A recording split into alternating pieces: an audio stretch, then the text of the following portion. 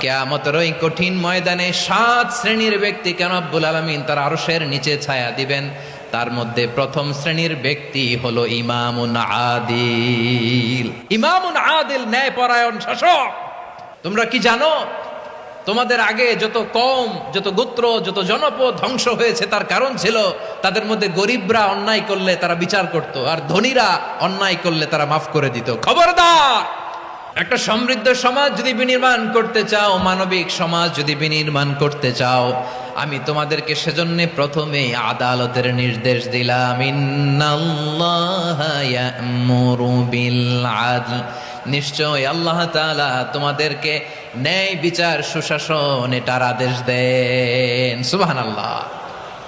আদাল, ন্যায় বিচারের আদেশ আল্লাহ তাআলা কোরআনের বিভিন্ন আয়াতে দিয়েছেন। আল্লাহ তাআলা বলছেন, ইন্নাল্লাহা ইয়া'মুরুকুম